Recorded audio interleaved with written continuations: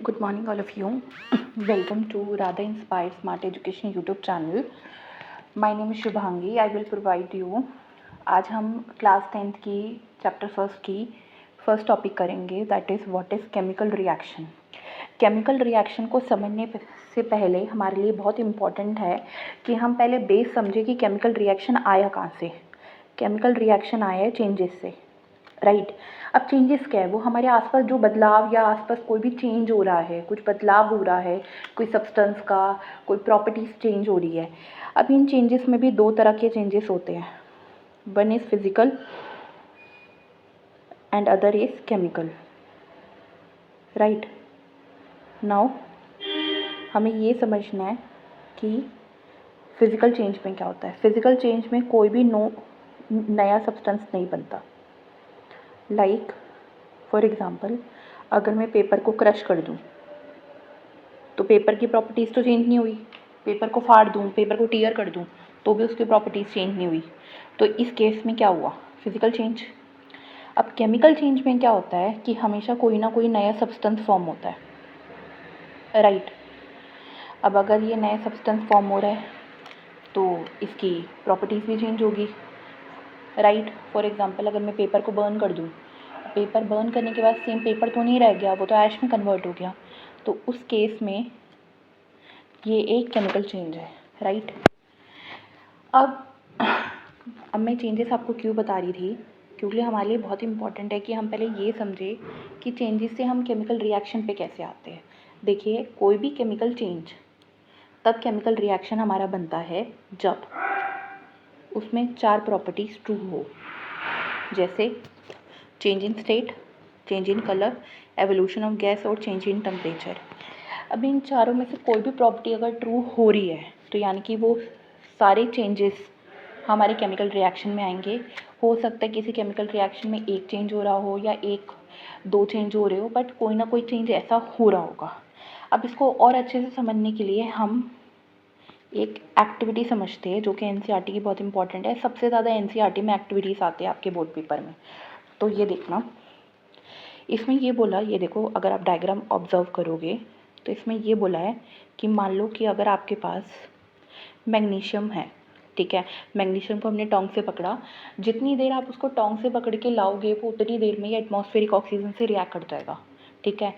तो फिर वो एक ऑक्साइड लेयर फॉर्म ऑलरेडी कर चुका होगा। तो अब जब इसको आप फ्लेम में लेकर जाओगे तो ये बर्न नहीं होगा। तो इसको बर्न करने के लिए हमारे लिए फर्स्ट स्टेप है कि हम इसके एंड्स को सैंड पेपर से साफ करें कि जितनी भी ऑक्साइड लेयर हो वो एकदम से सारी हट जाए, राइट। अब क्या होगा, जैसे ही आप अब मैग्नीशियम रिबन को बर्न करोगे, ये वाइट ऐश पाउडर में चेंज हो जाएगा। जैसे कि आप यहाँ पर भी देख रहे हो वाइट ऐश पाउडर गिर रही है। ये वाइट ऐश पाउडर और किसी की नहीं बट मैग्नीशियम ऑक्साइड की वाइट ऐश पाउडर है, ओके। अब होगा क्या, यहाँ पे जैसे ही मैग्नीशियम बर्न हुआ तो एक तरह से वाइट डैज़लिंग फ्लेम प्रोड्यूस करेगा, राइट। अब वाइट डैज़लिंग फ्लेम का मतलब है एक तरह से बहुत ही सिल्वरी फ्लेम प्रोड्यूस होगी, right. So this is first example. अब सेकंड एग्जांपल में इन्होंने बोला कि मान लो आपके पास एक लेड नाइट्रेट आपने लिया, ठीक है, उसमें आपने पोटेशियम आयोडाइड डाला। तो आप क्या ऑब्जर्व करोगे? तो मैं शॉर्ट फॉर्म में लिख रही हूँ, मान लो कि अगर आपने कोई लेड नाइट्रेट लिया है, ठीक है, उसके साथ आपने पोटेशियम आयोडाइड लिया, तो क्या होगा, आपस में आयन एक्सचेंज हो जाएंगे ये सारे। तो क्या बनेगा, lead iodide plus potassium nitrate. अब ये जो लेड आयोडाइड बना है ये आपका येलो कलर का होगा, ठीक है, और ये एक येलो कलर का प्रेसिपिटेट होगा। अब प्रेसिपिटेट क्या है, अब आप वो देखो,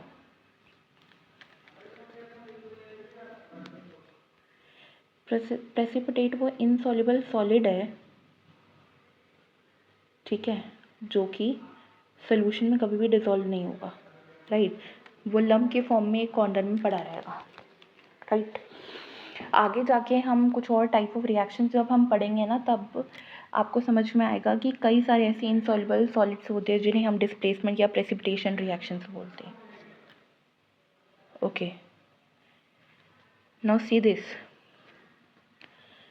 सी इफ़ अगर हम जिंक ले लें, ठीक है, इन्होंने बोला जिंक ग्रैन्यूल्स आप ले लो, इस वजह से आप ज़्यादा अच्छे से समझ पाओगे, राइट, कि हमने जिंक ग्रैन्यूल्स ले लिए और हमने थोड़ा सा हाइड्रोक्लोरिक एसिड ऐड कर दिया यहाँ पे, राइट, और इसको कॉक से कवर कर दिया, और कॉक से कवर करने के बाद डिलीवरी ट्यूब बाहर निकाल दी। डिलीवरी ट्यूब क्यों बाहर निकाली है? जैसे जिंक HCl के साथ रिएक्ट करेगा वो जिंक क्लोराइड बनाएगा, ठीक है, और हाइड्रोजन गैस रिलीज होगी। अब हाइड्रोजन गैस की एक प्रॉपर्टी है कि जैसे भी कोई बर्निंग मैच स्टिक या कैंडल इसके सामने लाओगे, एकदम से ना क्रैकल साउंड या पॉप साउंड आएगी। तो हाइड्रोजन की प्रॉपर्टी ये होती है कि जब भी ये किसी बर्निंग मैच स्टिक के पास आएगी तो एक तरह से पॉप साउंड प्रोड्यूस करेगी। Okay, this is a property of hydrogen gas. अब बाकी आने वाले चैप्टर्स में भी ये प्रॉपर्टी यूज़ होगी, इस वजह से मैंने आपको यहाँ क्लियर कर दी। मान लो अब आपके पास हाइड्रोक्लोरिक एसिड नहीं है तो आप सल्फ्यूरिक एसिड भी ले सकते हो, प्रॉपर्टी सल्फ्यूरिक एसिड के साथ भी ये सेम ही होगी, बस सॉल्ट हमारी अलग हो जाएगी। जहाँ वहाँ जिंक क्लोराइड बनी है यहाँ पर हमारी जिंक सल्फेट बन जाएगी, राइट, और हाइड्रोजन गैस इसमें भी रिलीज हो जाएगी।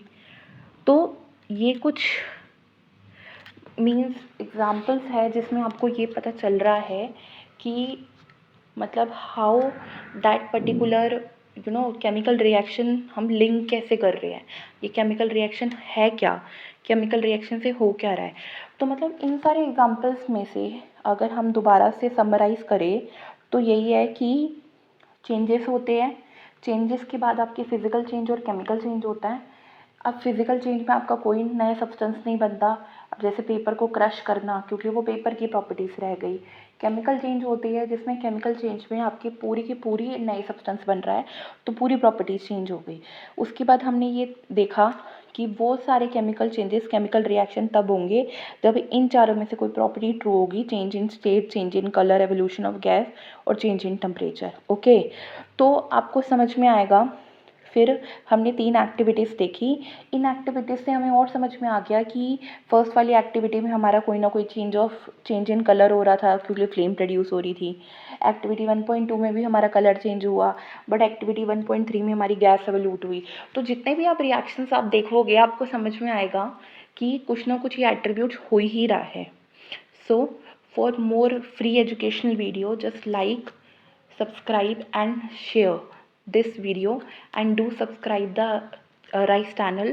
In more subsequent videos we will see further topics. Thank you.